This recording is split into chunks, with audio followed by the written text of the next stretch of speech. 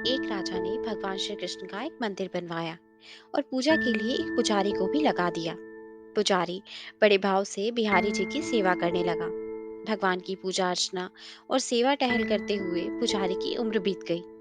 राजा रोज एक फूलों की माला सेवक के हाथ से भेजा करता था। पुजारी वो माला बिहारी जी को पहना देते थे। जब राजा दर्शन करने के लिए आता तो पुजारी वो माला बिहारी जी के गले से उतारकर राजा को पहना देते थे। ये रोज का नियम था। एक दिन राजा किसी वजह से मंदिर नहीं जा सके।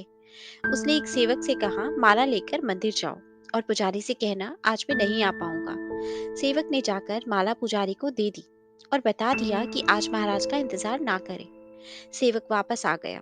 पुजारी ने माला बिहारी जी को पहना दी। फिर उन्हें विचार आया कि आज तक मैं अपने बिहारी जी की चढ़ी हुई माला राजा को ही पहनाता रहा। कभी ये सौभाग्य मुझे नहीं मिला। जीवन का कोई भरोसा नहीं, कब रूठ जाए। आज मेरे प्रभु ने मुझ पर बड़ी कृपा की है। राजा आज आएंगे ही नहीं, तो क्यों ना माला मैं ही पहन लूं। ये सोचकर पुजारी ने बिहारी जी के गले से माला उतारकर स्वयं पहन ली। इतने में सेवक आया और उसने बताया कि राजा की सवारी बस मंदिर में पहुंचने ही वाली है। ये सुनकर पुजारी कांप गए। उन्होंने सोचा अगर राजा ने माला मेरे गले में देख ली तो मुझ पर क्रोधित होंगे। इस भय से उन्होंने अपने गले से माला उतारकर बिहारी जी को फिर से पहना दी। जैसे ही राजा दर्शन को आया तो पुजारी ने नियम के अनुसार फिर से वो माला उतारकर राजा के गले में पहना दी।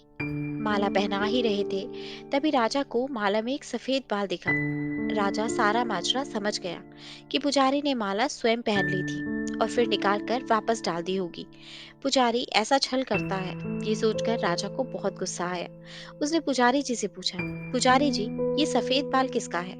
पुजारी को लगा कि अगर सच बोलता हूँ तो राजा दंड दे देंगे। इसलिए जान छुड़ाने के लिए पुजारी जी ने कहा, महाराज, ये सफेद बाल तो बिहारी जी का ही है। अब तो राजा गुस्से से आग बबूला हो गया कि ये पुजारी झूठ पर झूठ बोले जा रहा है।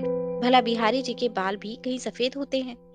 राजा ने कहा, पुजारी, अगर ये सफेद बाल बिहारी जी का है तो सुबह श्रृंगार के समय मैं आऊंगा और देखूंगा कि बिहारी जी के बाल सफेद हैं या काले। अगर बिहारी जी के बाल काले निकले तो आपको फांसी हो जाएगी। राजा हुक्म सुनाकर चला गया।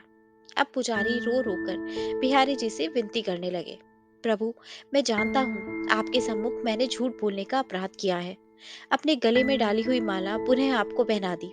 आपकी सेवा करते करते व्रत हो गया। ये लालसा ही रही कि कभी आपको चढ़ी हुई माला पहनने का सौभाग्य मिले। इसी लोभ में ये अपराध हुआ। मेरे ठाकुर जी, पहली बार ये लोभ हुआ और ऐसी विपत्ति आ पड़ी। मेरे नाथ, अब ऐसा अपराध नहीं होगा।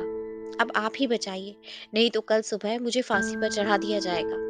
पुजारी सारी रात रोते रहे। सुबह होते ही राजा मंदिर में आ गया। उसने कहा कि आज प्रभु का श्रृंगार वो स्वयं करेगा। इतना कहकर राजा ने जैसे ही मुकुट हटाया तो हैरान रह गया। बिहारी जी के सारे बाल सफेद थे। राजा को लगा पुजारी जी ने जान बचाने के लिए बिहारी जी के सारे बाल रंग दिए होंगे। गुस्से से दमदमाते हुए उसने बाल की जांच करनी चाहिए। बाल असली है या नकली, ये समझने के लिए उसने जैसे ही बिहारी जी के बाल तोड़े, बिहारी जी के सर से खून की धारा बहने लगी। राजा ने प्रभु के चरण पकड़ लिए और क्षमा मांगने लगा।